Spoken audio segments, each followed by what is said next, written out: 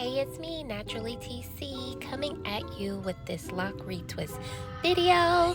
My client, we started out these locks, I think it was in August,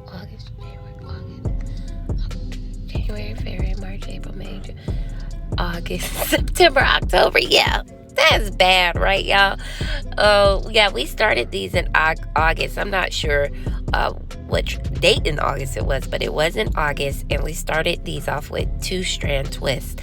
So what I did in the beginning is I 2-strand twisted her hair, and I also comb twist the roots of them as far as starting her locks. And so this is her first time getting a retwist about a month or so later, because if we start in August, September, this is October, so she went like a month and a half before she retwisted her locks. So what I found with this method was that when we retwisted them, you know, there wasn't as many as that were uncoiled like when we do the comb twist. When we started with the comb twist, you usually have like that those outside rows tend to come unraveled.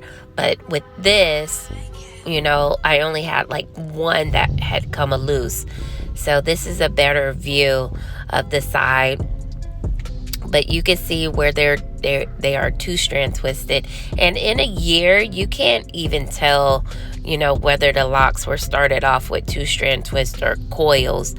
And so it's just if you are okay with how it looks, like the roots are, you know, have your regular Loc Retwist method, coil method, and then the ends are 2-strand twisted, but it looks nice, you know. Either way, to me it looks really nice. But I will tell you that the 2-strand twist method seems to hold the hair a lot better than just coiling it from root to end. So yeah, and of course I'm clipping it.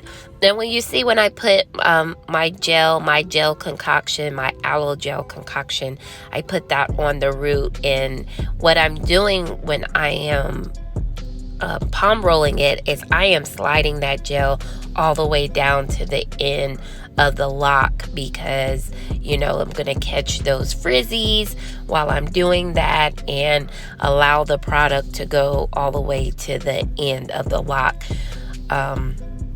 See, I go twist, twist, twist, and you see a little gel right there.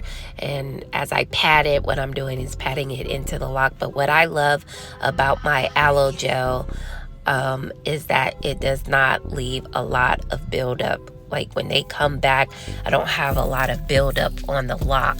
You know, I could just wash it and cleanse it with clarifying shampoo and it's fine. But sometimes, you know, when you're using other products like beeswax and those things are just so nasty, because, and I'm using the word nasty, but not like gross nasty, but build up nasty, because it's more like a tacky beeswax. It's wax, so everything gets stuck in it. You know, that's what we used to use.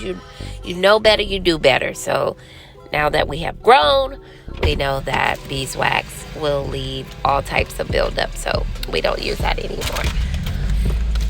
So you'll see how I've also we did diamond partings in her hair. So you'll see on the end, I'll pull it up and you'll be able to see how that looks. So leave your questions and comments below. Always follow me on Instagram and Facebook. I am Naturally TC.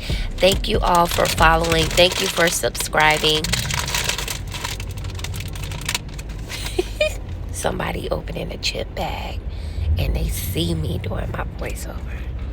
Anyway, thank you all for subscribing. Thank you all for following.